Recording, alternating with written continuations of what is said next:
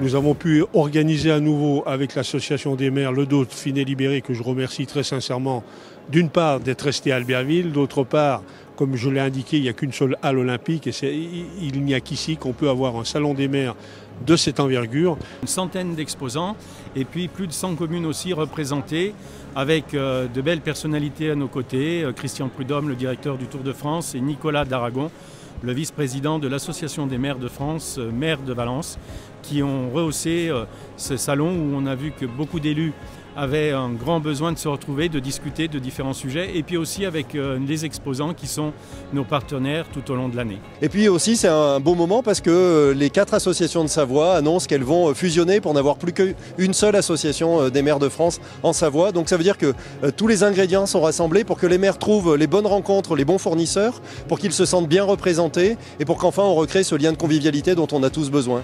Les collectivités sont toujours avec de nombreux projets.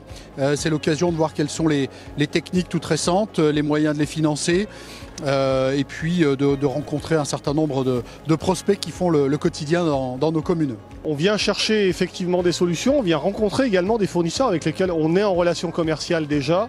Ça permet de recaler un certain nombre de choses, ça permet de partager et effectivement c'est important à une période à laquelle en plus les collectivités locales votent leur budget. Donc c'est éminemment essentiel. On se dit plein de choses, en fait on fait part de nos problèmes, nos difficultés et on se rend compte comme par hasard qu'on a tous la même problématique, des problèmes administratifs, techniques, des problèmes de solutions qu'on n'arrive pas à trouver au niveau des ministères, au niveau plus local, des DDT, des DREAL, et on fait part de nos difficultés à faire fonctionner tout simplement nos territoires pour qu'ils soient viables économiquement. Dans un contexte un peu compliqué, sur le plan des prix, des appels d'offres, etc., ça permet de refaire un point à ce moment-là.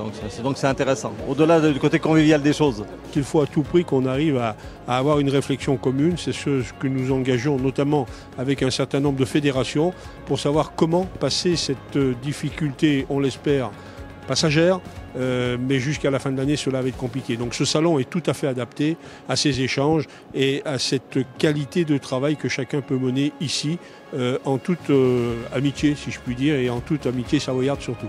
Oui, bien sûr, ravi d'être ici au Salon des maires à l'invitation du maire d'Albertville.